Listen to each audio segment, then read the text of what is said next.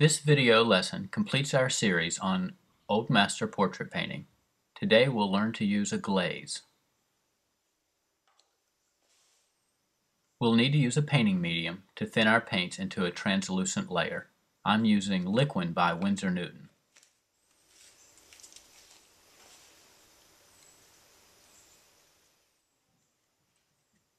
The flesh looks a little bit pink to me, so I'm going to use a glaze layer to make an adjustment in temperature.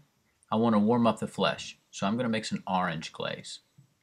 If perhaps the flesh looked to be another color, maybe too green, then I would use a red glaze, the complement of green.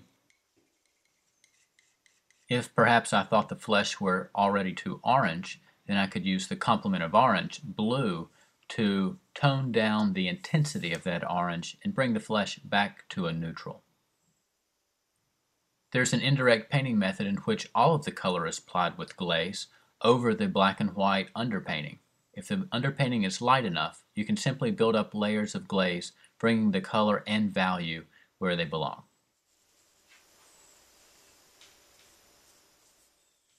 You want to spread your glaze layers out as far as they'll go before the paintbrush runs out of paint. I don't necessarily have to use the same glaze color over the entire surface. I'm choosing to do so in this case, but if you believe that certain areas were warmer than others or cooler than others, then you can use slightly different glazing mixtures of color in various areas, even in the same face.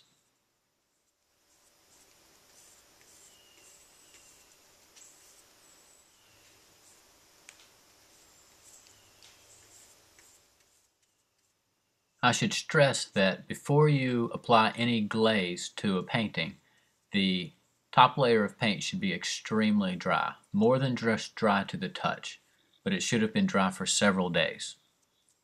The glaze has a paint thinner typically in it if it's a store-bought glaze. If you've mixed your own glaze, then you've probably used a combination of linseed oil and paint thinner, or turpentine or mineral spirits, something along those lines. Well, those mineral spirits will cut right through an opaque layer of paint if it's not completely dry. So it must have been dry for several days before you can apply a glaze, or you'll lift that underlayer.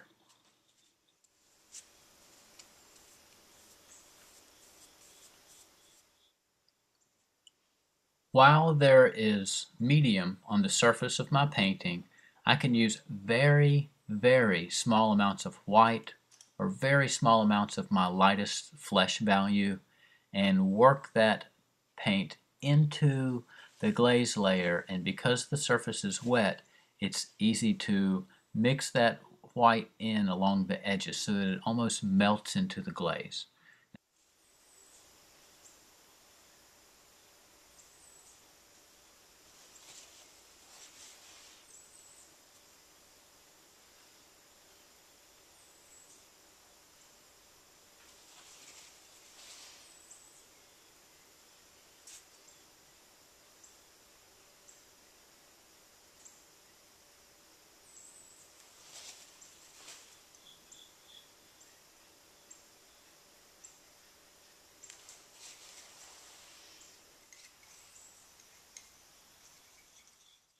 I feel like I lost a little bit of the value contrast when I put the first layer of color over my black and white underpainting. So I'm going to mix a darker brown glaze and add that into the side of my subject's cheek so that I can bring back that wider range of value in that area.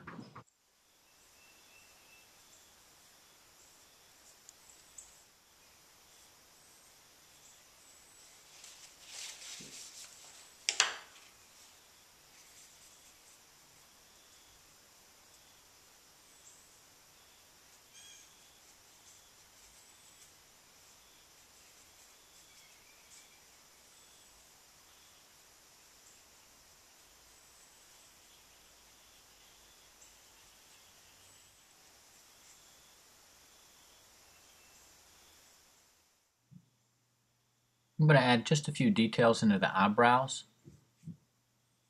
One of the advantages of working with glaze layers on top of a nearly complete opaque painting that's dry is that if you make changes or add details and you change your mind, you can simply wipe them away and do something different or try the same thing again, possibly with better results.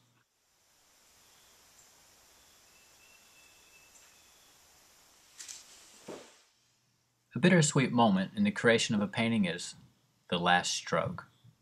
The painting's done, that's exciting, but I have nothing left to do. As always, thanks for watching HowToArtVideos.com.